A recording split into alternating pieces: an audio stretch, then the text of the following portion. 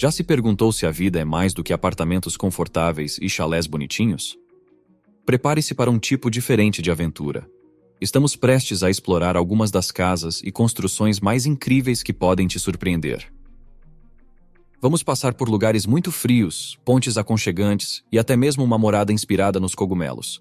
Você vai ver de tudo. Então pegue seus lanches, fique à vontade e prepare-se para ver as construções sob uma luz totalmente nova. Este não é um tour por construções comuns, é uma viagem por formas de vida extraordinárias. Mas antes de começarmos, deixa eu te apresentar o fone AlphaPod Pro. Muito leve e confortável, ele possui graves profundos e agudos nítidos graças à sua tecnologia Turbo Bass. Com ele você pode escutar 7 horas de música sem precisar recarregá-lo, e é totalmente à prova d'água. Ele também funciona como um power bank para carregar seu celular. Esse fone, sem dúvidas, é a melhor opção para quem procura uma experiência de áudio premium. Peça já o seu na loja Cloud Importados, usando o nosso cupom Realidade10 e ganhe um super desconto. O link está na descrição. 12ª. A Casa Transparente. Esta casa, situada em Tóquio, no Japão, se destaca por ser uma moradia transparente que vale a pena considerar para uma estadia única se você estiver disposto a abrir mão da privacidade. Projetada pelo renomado arquiteto Sou Fujimoto, esta residência transparente está entre as casas menos convencionais do mundo.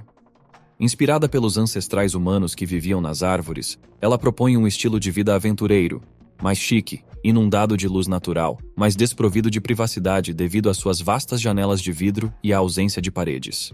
Chamada de House NA, esta residência de 280 metros quadrados imita o conceito de uma árvore, com vários níveis, lembrando galhos que saem da estrutura principal.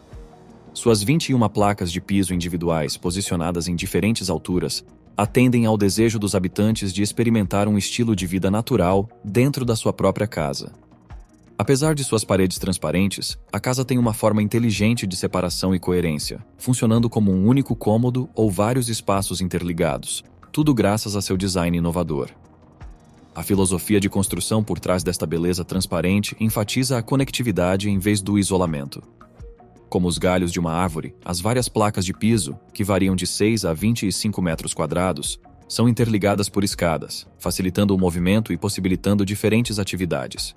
O criador, Sou Fujimoto, enfatiza as vantagens de viver em um lugar ao mesmo tempo denso e tão espaçoso, onde as vozes podem ser ouvidas através dos cômodos e as discussões abrangem diferentes pisos.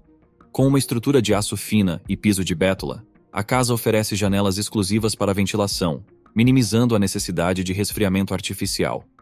O aquecimento interno do piso garante conforto durante os invernos, enquanto a colocação estratégica da tubulação e dos cabos para encanamento, aquecimento, ventilação e ar-condicionado otimizam a utilização do espaço. Divisórias temporárias, como cortinas, cuidam da questão da privacidade, sem comprometer a estética transparente. Embora a estrutura possa não se assemelhar fisicamente a uma árvore, Sou Fujimoto vê a experiência de viver nela como uma adaptação contemporânea do estilo de vida nas árvores de nossos ancestrais.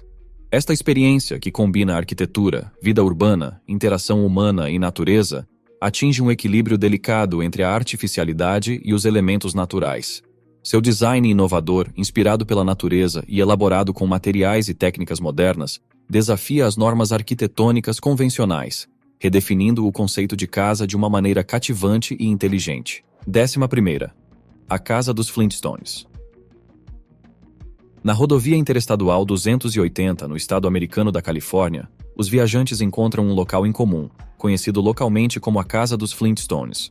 Construída em 1976, esta casa experimental possui quartos com superfícies totalmente arredondadas cobertas por camadas de cimento, gesso, massa de vidraceiro, malha de arame e balões aeronáuticos. A aparência da casa, com seu exterior em um tom de laranja queimado, lembra balões inflados. Isso reflete seu método de construção. Vergalhões de aço e estruturas de malha de arame foram construídas sobre grandes balões e depois revestidos com concreto de alta velocidade, uma técnica chamada de construção de cúpula monolítica, uma inovação dos irmãos South que surgiu em 1975 no estado de Idaho. O arquiteto William Nicholson aplicou este método para construir a Casa dos Flintstones e outras cúpulas em Hillsborough, na Califórnia. Também conhecida como Casa do Domo, Casa Gumby e Casa das Bolhas, esta residência se estende por 823 metros quadrados com 3 quartos, 2 banheiros e uma garagem para 2 carros. A cúpula mais alta abriga um quarto no andar de cima, acessado por uma escada em espiral semelhante a um cone de açúcar alargado. Um destaque é o banheiro principal, que tem pedras grandes em vez de pisos tradicionais. Embora admirada por muitos turistas, a casa dos Flintstones enfrentou críticas de alguns moradores de Hillsborough. Em meados da década de 80, o escoamento de água causou afundamentos e rachaduras nas paredes, gerando pedidos para sua remoção. No entanto, uma reforma significativa em 1987 restaurou a casa, que ganhou seu distinto tom laranja em 2000. Apesar das controvérsias, a casa dos Flintstones permanece como um marco peculiar da Califórnia, com ocasionais inquilinos famosos. As lendas urbanas sobre sua posse incluem rumores de já ter sido comprada por George Lucas e por investidores do Vale do Silício. Em 2017, a octogenária Florence Fung comprou a propriedade, adicionando dinossauros de aço engraçados e personagens dos Flintstones ao pátio, que são visíveis da rodovia que passa nas proximidades. Em 2019, os moradores locais tentaram uma ação legal para remover as estátuas, mas em junho de 2021 uma decisão da justiça favoreceu a proprietária, permitindo que as esculturas permanecessem. Para os visitantes, o acesso à casa dos Flintstones é pela rodovia interestadual 280.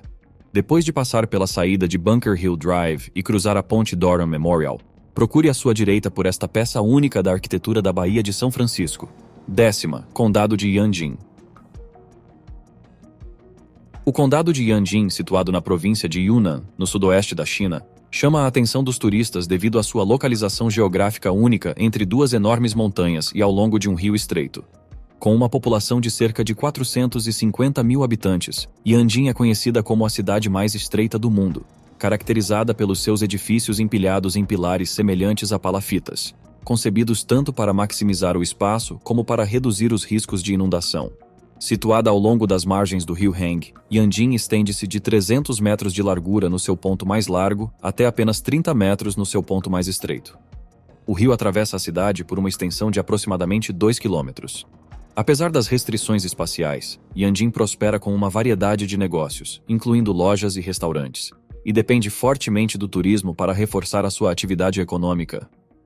As autoridades locais estão otimistas de que o aumento da cobertura midiática atrairá mais visitantes para a área. Historicamente, Yanjing teve um papel significativo como uma parada fundamental na Rota da Seda, facilitando as rotas comerciais para os comerciantes que transportavam mercadorias como sal, cobre e chá. Este posicionamento estratégico ao longo da rota comercial levou ao estabelecimento de alguns mercadores na região, contribuindo para a sua vitalidade econômica. Residentes de Yanjing falam sobre as características únicas da cidade. Yao Jian, representando o escritório do governo popular do condado de Yanjing, mencionou ao veículo de imprensa taiwanês PTS que o mapa da cidade é tão simples que as pessoas nunca se perdem, já que há apenas uma única avenida principal conectando todos os bairros. Esta simplicidade de movimentação ressalta a natureza compacta da cidade. Além disso, um morador refletiu sobre a longa história de sua casa, indicando que ela foi transmitida de geração em geração, o que mostra uma conexão profundamente enraizada com o local. 9ª, a Casa Cogumelo. A Casa Cogumelo, também conhecida como Casa Vagem, é uma residência moderna única localizada na cidade de Perryton, no estado americano de Nova York. Seu design exclusivo lhe rendeu reconhecimento em canais de televisão, como o Home and Garden Television, em programas como o Offbeat America e em vários livros. Especialmente o catálogo Curiosidades dos Estados Unidos, tudo devido à sua aparência extravagante e de encher os olhos. A casa foi construída entre 1970 e 1972 a pedido do casal de advogados Robert e Marguerite Antel, e chegou a ser reconhecida oficialmente como um marco da cidade em 1989. Situada em um terreno acidentado moderadamente arborizado ao lado do Parque Powder Mills, a casa é um espetáculo visual. Ela consiste em 4 estruturas, cada uma pesando 80 toneladas e suportada por colunas de concreto armado que variam de 4 a 6 metros de altura. Essas colunas começam com 1 metro de diâmetro, onde se conectam aos cômodos, e vão se alargando até a base, onde atingem um diâmetro de 1,5 metros, garantindo estabilidade e integridade estrutural. O design exclusivo dos cômodos, que lembra os ramos das flores da cenoura brava, aumenta o charme da casa, embora sua cor marrom lembre mais cogumelos do que cenouras. As laterais de cada cômodo são inteiramente envidraçadas, permitindo que uma ampla luz natural invada o interior. A funcionalidade se encontra com a criatividade no projeto da casa. Um dos cômodos funciona como sala de estar e de jantar, proporcionando um amplo espaço comunitário para relaxamento e entretenimento. Outro cômodo serve como cozinha, equipado com comodidades modernas para atender às necessidades culinárias de seus habitantes. Os dois outros cômodos servem como dormitórios, garantindo conforto e privacidade para os residentes. Adicionalmente, um outro cômodo extra é designado como uma área de deck aberto, perfeito para desfrutar da beleza natural dos arredores.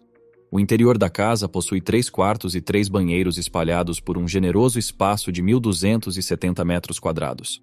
Este amplo espaço oferece aos residentes conforto e versatilidade, atendendo a várias necessidades e estilos de vida. Seja para relaxar nos quartos aconchegantes ou nos banheiros bem equipados, cada canto da casa exala uma sensação de luxo e conforto. Apesar de seu apelo inegável e características únicas, a casa enfrentou desafios no mercado imobiliário. Em fevereiro de 2012, ela foi vendida por pouco menos de $800 mil, significativamente abaixo do preço original de $1,1 milhão. Esse ajuste de preço reflete as complexidades de vender uma propriedade tão diferente, onde encontrar o comprador certo que aprecia seu valor artístico e praticidade acaba sendo uma tarefa difícil. 8ª. A Casa do Deserto. A Casa do Deserto, projetada por Kendrick Bangs Kellogg, ergue-se orgulhosamente em meio ao vasto deserto da Califórnia, nos Estados Unidos, lembrando uma majestosa fênix sobre as pedras. Seu exterior se integra perfeitamente com as enormes pedras ao redor, dando uma aparência futurística ou talvez até mesmo de uma árvore ou nave espacial de outro mundo em meio à desolação do cenário. Localizada na paisagem surreal do Parque Nacional Joshua Tree, a casa fica em uma parte alta do deserto e possui 26 colunas robustas estrategicamente ancoradas a 2 metros de profundidade no leito rochoso do solo para dar a estabilidade ideal. Essas colunas são engenhosamente dispostas em camadas em forma de leque, evocando a imagem de costelas humanas quando vistas de cima. No interior, o design supervisionado por John Vugrin apresenta uma mistura meticulosa de elementos naturais. A sala de jantar tem um teto deslumbrante feito com 800 peças de vidro jateado, enquanto o quarto possui uma pia, outra das obras-primas de Vugrin, feita com materiais orgânicos mas que parece ser de outro mundo. Cada detalhe, desde as lâmpadas estilo Sputnik até as mesas que vão do chão ao teto e as bases esculpidas em alavanca, exala um charme extraordinário. Os armários da cozinha são adornados com metal patinado e muitos dos móveis são perfeitamente integrados nas paredes, maximizando o espaço e a funcionalidade. Por todo o interior do imóvel, aço, mogno e telhas de vidro são abundantemente utilizados, criando uma mistura harmoniosa de materiais. Embora a construção estrutural da casa tenha sido concluída em 1993, os retoques finais do projeto não foram terminados até 2014. 7ª. A cidade sob uma rocha. Setenil de las Bodegas, na Espanha, leva a ideia de viver debaixo de uma pedra para um nível literal. Apesar de ficar localizada sob uma rocha, esta cidade de 3.000 habitantes é rica em história e continua sendo um destino de destaque em muitos guias turísticos. A fundação única da cidade sob uma rocha tem raízes práticas semelhantes à intrigante formação de Ganvie, uma cidade flutuante. As cavernas e rochas que datam de aproximadamente 5.000 anos atrás serviram de abrigo para os moradores desta pequena vila da comunidade autônoma de Andaluzia. Além disso, eles utilizaram essas formações naturais para armazenar alimentos, incluindo frutas e legumes, aproveitando o ambiente fresco para preservá-los. Em vez de construir casas inteiras para resfriamento no verão, os moradores construíram fachadas simples de edifícios, facilitando a habitação desde os tempos pré-históricos. O nome Setenil de las Bodegas reflete sua história, incluindo lutas pela independência. Setenil tem origem no latim septem nihil, que significa 7 vezes não, uma referência às 7 tentativas dos católicos de recuperar o território dos mouros, finalmente tendo sucesso na 7ª tentativa. Após a ocupação católica, os residentes reaproveitaram as áreas rochosas mais frias como armazéns para frutas e legumes, levando ao segundo nome da cidade, Bodegas, que significa armazém em espanhol. Como uma das cidades mais populares da região de Pueblos Blancos, Setenil atrai numerosos turistas exigentes que querem conhecer seus edifícios rochosos únicos e suas moradias esculpidas nas cavernas. A maioria dos visitantes acessa a Setenil de Las Bodegas de carro, seja próprio ou alugado. O aluguel de um carro oferece a flexibilidade de explorar outras cidades e vilas próximas no seu próprio ritmo. Viagens de um dia para outras cidades na província de Cádiz ou em Costa del Sol também são viáveis. Com estradas relativamente navegáveis que cortam as montanhas levando a Setenil, os momentos ideais para visitar a cidade são a primavera e o outono, quando as temperaturas diurnas oscilam em torno de 20 e 25 graus Celsius. Nos meses de inverno, há aumento das chuvas, limitando a acessibilidade à cidade. As opções de acomodação variam, indo desde os melhores hotéis em Setenil até cidades próximas, como Ronda, Sevilha, Málaga e Cádiz. Embora Setenil possa não oferecer uma grande variedade de atividades turísticas, os mapas fornecem orientação sobre ruas e pontos de interesse obrigatórios. Os locais mais famosos da cidade estão convenientemente localizados perto da entrada, exigindo um mínimo de caminhada. No entanto, explorar os caminhos menos percorridos de Setenil oferece amplas oportunidades para passeios de lazer. Sexta, o Templo Suspenso. O Templo Suspenso Heng Shan, também conhecido como Mosteiro Suspenso e Templo Xuankong, é uma estrutura que ergue-se corajosamente contra a parede de um penhasco da China. Elevando-se a 75 metros acima do solo, em uma das faces do Monte Heng, província de Shanxi, ele fica a aproximadamente 64 quilômetros a noroeste de Datong, compartilhando os holofotes com as grutas de Yungang como um dos principais destinos turísticos e marcos históricos da região. Com uma história de mais de 1.500 anos, esta maravilha arquitetônica não apenas capta os olhares com o que apenas parece ser uma posição precária, mas também intriga como um santuário budista que incorpora elementos do taoísmo e do confucionismo conhecidos coletivamente como os Três Ensinamentos. A notável estabilidade do templo é mantida por vigas transversais de carvalho ancoradas em buracos meticulosamente esculpidos dentro do penhasco com sua estrutura de suporte primária fixada dentro da rocha.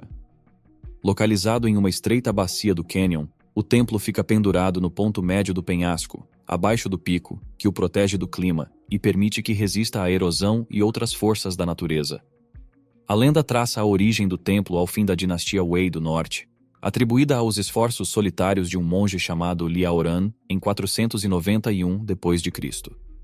Durante os próximos 1.400 anos, sucessivos reparos e expansões contribuíram para sua grandeza atual, compreendendo um total de 40 salões e pavilhões, todos perigosamente situados a mais de 30 metros acima do solo.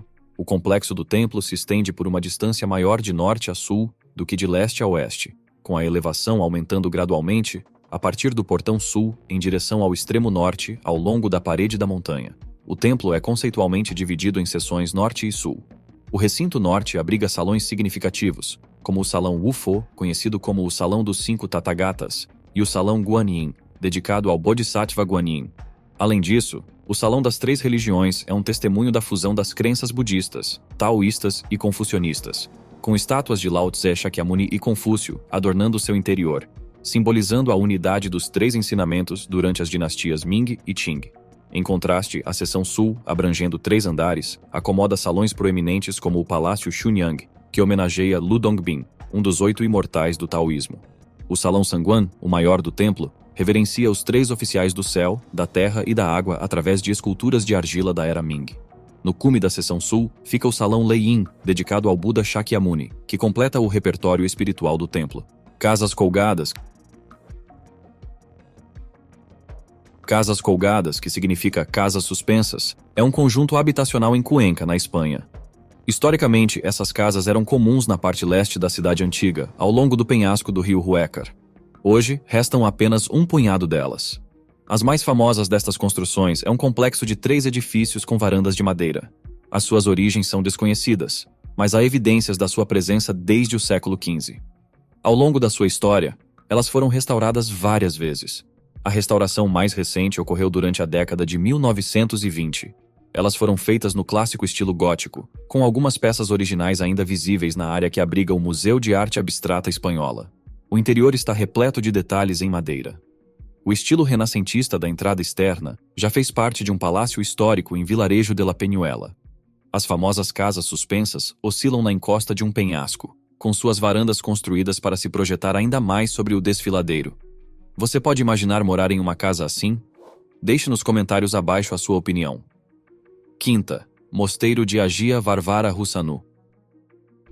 O Mosteiro de Agia Varvara Russanu, localizado na região de Meteora, na Tessália, Grécia, é um dos 6 mosteiros ativos na região. Ele foi fundado em 1529 d.C. pelos monges Ioasaf e Maximus, da cidade de Ioannina, e é dedicado a Santa Bárbara. O mosteiro está localizado em uma bela área florestal e cobre um grande terraço rochoso. O edifício principal do mosteiro, chamado de Catholicon, foi construído por volta de 1530 d.C. para homenagear a transfiguração de Cristo. Em seu interior, há pinturas detalhadas nas paredes, criadas por volta de 1560 d.C. por um artista cujo nome não sabemos, mas que fez parte da escola de Creonte. Essas pinturas mostram histórias e símbolos religiosos. Ao longo do tempo, o mosteiro forneceu refúgio para pessoas necessitadas, especialmente em tempos difíceis. No entanto, a sua influência diminuiu durante o século XIX, fazendo com que menos pessoas vivessem lá. Hoje, apenas um pequeno grupo de monges vive no mosteiro, mas ele ainda tem grande importância espiritual. O mosteiro tem 3 níveis. No térreo encontra-se a Igreja da Transfiguração de Cristo e alojamentos para os monges. No piso superior, existem salas para reuniões e um espaço para exposição de arte. Situado no percurso entre Castraque e Meteora, o mosteiro fica entre os mosteiros de Anapausas e Varlam. Você pode chegar nele após subir degraus cuidadosamente construídos e atravessar uma ponte erguida em 1930. Visitar o mosteiro permite se conectar com o passado religioso e histórico da região, em um ambiente tranquilo. Quarta, Ponte Vecchio. A Ponte Vecchio, também conhecida como a Ponte Velha, é uma ponte medieval em arco de pedra que atravessa o rio Arno, em Florença, Itália. Ela é única por sua variedade de lojas construídas ao longo de sua extensão, uma prática que antes era comum. Inicialmente, essas lojas eram ocupadas por açougueiros, curtidores de couro e fazendeiros, mas hoje são administradas principalmente por joalheiros, negociantes de arte e vendedores de souvenirs. Adjacentes à Ponte Vecchio há 2 outras pontes, a Ponte Santa Trinita e a Ponte Alle Grazie, que ligam a via por Santa Maria à via de Guicciardini. A Ponte Vecchio tem significado histórico como a mais antiga ponte florentina, um título que manteve mesmo após a construção da Ponte alla Carraia, então referida como a Ponte Nuovo. Ao longo da história, a Ponte Vecchio desempenhou um papel vital na rede rodoviária da cidade, conectando inicialmente a Florência romana com a Via Cassia Nuova, construída pelo imperador Adriano em 123 d.C.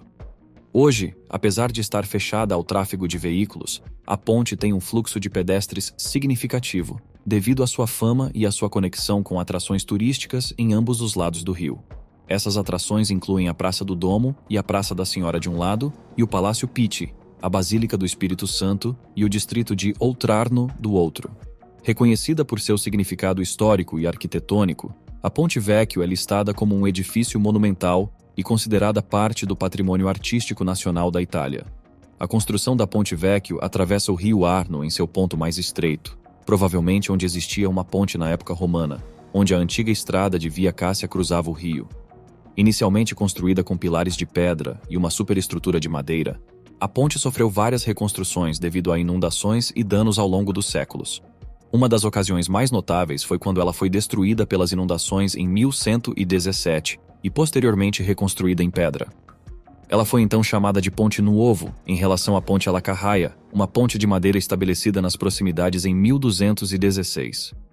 Apesar de ter enfrentado destruição várias vezes, a Ponte Vecchio durou aproximadamente de 1339 a de 1345. Embora tradicionalmente atribuída a Taddeo Gaddi, historiadores modernos sugerem Neri di Fioravanti como o seu possível construtor. A ponte tem 3 arcos segmentados, com o arco principal medindo 30 metros e os arcos laterais medindo 27 metros cada.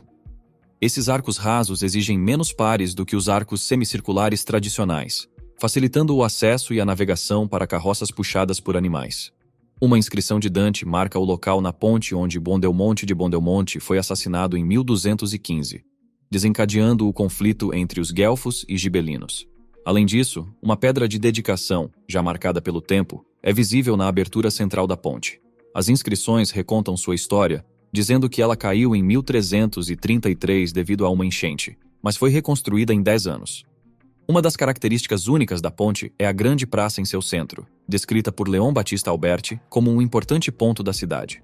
Ao longo de sua história, a Ponte Vecchio foi o lar de várias lojas e comerciantes que exibiram seus produtos com autorização do Bargello, uma antiga construção militar que atua como um tipo de administração e autoridade policial na região. Terceira, formações rochosas. A Capadócia, situada na província de Nevşehir, da região da Anatólia Central, na Turquia, possui cidades inteiras esculpidas em suas formações rochosas. A paisagem, que lembra um deserto alienígena abandonado, tem grandes planícies que parecem congeladas no tempo e pontas rochosas que se projetam da terra. Essas formações rochosas únicas devem sua existência a erupções vulcânicas e às forças da erosão e do vento ao longo de milhões de anos. A deposição de cinzas de uma erupção vulcânica ao longo de 3 milhões de anos atrás cobriu a paisagem, formando rochas macias que erodiram em formas notáveis. Acrescentando à aparência peculiar da área está o fato de que, devido à suavidade da rocha, cada encosta ou barranco é adornado por casas completas, com janelas, quartos, cozinhas e vários andares acessíveis por escadas ou degraus. A história escrita nestas estruturas rochosas é tão cativante quanto a sua formação geológica. A partir do século III, os cristãos que escaparam da perseguição romana procuraram refúgio nas cavernas e túneis destas formações rochosas. Os monges cristãos bizantinos contribuíram ainda mais para a história da área através da construção de numerosas igrejas adornadas por belas pinturas. Estas igrejas foram construídas nas encostas, usando o interior das rochas para escavar os cômodos de mosteiros e centros de treinamento. As cidades subterrâneas de Derinkuyu e Kaymakli demonstram a engenhosidade da arquitetura antiga e a flexibilidade das rochas. Derinkuyu, com seus 11 andares e extensa rede de túneis conectando-a a outras cidades subterrâneas, podia acomodar milhares de pessoas. Com dormitórios, estábulos, cozinhas, locais de culto e sepultamento, Derinkuyu tinha instalações subterrâneas abrangentes, com mais de 200 estruturas subterrâneas interligadas por túneis foram descobertas na Capadócia. Esses túneis serviram como rotas de fuga durante os momentos de ataques, permitindo que as famílias fugissem em segurança pelas cidades subterrâneas.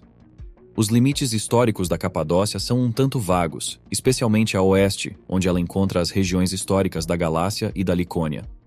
Ao sul, as montanhas Taurus atuam como uma barreira natural que separa a Capadócia da Cilícia e do mar Mediterrâneo. O termo Capadócia foi adotado pela indústria do turismo para denotar qualquer destino que apresente maravilhas naturais geológicas. Para quem busca uma experiência imersiva, o Hotel Caverna Gamiraçu, especialmente a Suíte Real Bizantina, oferece a oportunidade de passar uma noite nesta região encantadora. Segunda, a Casa do Rio Drina. A Casa do Rio Drina é uma estrutura de madeira semelhante a uma cabana situada em uma rocha no meio do rio Drina, perto de Bajina Basta, no oeste da Sérvia. Inicialmente construída em 1968 por um grupo de nadadores em busca de abrigo, ela já foi destruída 7 vezes devido a níveis de água elevados, mas foi reconstruída a cada vez. Localizada nas encostas a nordeste da montanha de Tara, entre Bajina Basta, na Sérvia, e Ligeste, na Bósnia, a casa fica a aproximadamente 2 quilômetros rio acima vindo do centro de Bajina Basta. Diz a lenda que a rocha isolada onde a casa fica foi colocada no meio do rio pelo herói medieval Marco da Sérvia para ajudar seu cavalo Sarak na travessia. A rocha já servia como local de descanso para nadadores antes da construção da casa. No verão escaldante de 1968, os irmãos Milija e Milan Mandic, junto com alguns amigos, construíram um simples abrigo na rocha com tábuas de madeira trazidas pelo rio. Porém, a estrutura foi arrastada pelo rio Drina durante a estação das chuvas do outono. No ano seguinte, a juventude local organizou a construção de uma cabana mais resistente, utilizando materiais mais leves transportados diretamente para a rocha por barcos e caiaques. Milija Mandic tornou-se o zelador da casa, que rapidamente se tornou um ponto de encontro popular para jovens e casais que procuravam um lugar romântico. Apesar das melhorias para tornar a casa mais resistente, ela muitas vezes acabava por ser levada pelo rio de novo, exigindo esforços para recuperá-la e devolvê-la ao seu lugar original. Ao longo dos anos, a casa enfrentou destruição várias vezes, com a estrutura atual sendo construída em 2011, após o 7º incidente em dezembro de 2010. A casa ganhou atenção significativa após o estabelecimento do Festival Drina Regata, em 1994, com competições culinárias e de esportes aquáticos. Como a rota da competição passa pela casa, atraindo participantes e espectadores de vários lugares, sua localização pitoresca e arquitetura única tornaram ela um tema favorito para os fotógrafos, trazendo reconhecimento em publicações como National Geographic e Business Insider. Primeira, a cidade mais alta do mundo. El Alto, que significa as alturas em espanhol, é a segunda maior cidade da Bolívia. Ela fica ao lado da capital La Paz, nas terras altas do altiplano, com cerca de 943 mil habitantes segundo dados de 2020. Ela está crescendo rapidamente e se destaca como a cidade mais alta do mundo, situada a cerca de 4.000 metros acima do nível do mar. A área combinada de El Alto e La Paz, juntamente com algumas outras cidades da região, forma a zona urbana mais populosa da Bolívia, com cerca de 2,2 milhões de pessoas. Originalmente, El Alto era bastante pobre, com estradas irregulares e muitos edifícios improvisados. Embora ainda esteja em desenvolvimento, ela enfrenta desafios em fatores como estradas e serviços básicos, especialmente nas áreas periféricas, mas está progredindo. A cidade construiu um sofisticado sistema de teleféricos que liga El Alto direto ao centro de La Paz, facilitando a locomoção. À medida que a cidade cresce, ela está adotando um estilo único de arquitetura influenciado pela cultura indígena local. Por muito tempo, a área acima de La Paz permaneceu vazia até o início de 1900, quando as ferrovias chegaram. Os trabalhadores se estabeleceram e o local cresceu, especialmente depois que foi construído um campo de aviação em 1925 e abriram a primeira escola em 1939. Na década de 1950, a cidade realmente decolou, em parte porque foi conectada ao sistema de abastecimento de água de La Paz. Em 1985, ela ganhou mais independência de La Paz e em 1987 tornou-se oficialmente uma cidade. Depois, em 1994, tornou-se a sede da Diocese Católica de El Alto. O governo local de El Alto divide a cidade em 14 distritos. A maioria das pessoas que vivem lá são indígenas, como os Aimará e os Quichuas, com um número menor de mestiços e descendentes de europeus. Ela costumava ser vista como apenas um lugar onde viviam as pessoas que trabalhavam em La Paz, mas agora está se tornando uma área movimentada com negócios e indústrias próprias, embora haja preocupações com a poluição e o fornecimento suficiente de água para todos. Geograficamente, ela inclui o aeroporto de La Paz, e é uma das cidades mais altas do mundo. O clima é frio na maior parte do tempo, e às vezes pode até nevar. Politicamente, El Alto é um município independente com seu próprio prefeito e conselho local. O governo da cidade tem que trabalhar duro para fornecer serviços e garantir que tudo corra bem, especialmente com a ajuda de grupos comunitários locais como a Ferruve. Para a locomoção, El Alto tem um sistema de teleféricos conectando-a a La Paz e um aeroporto internacional ligando-a a outras cidades. Esperamos que tenham gostado deste vídeo. Até o próximo!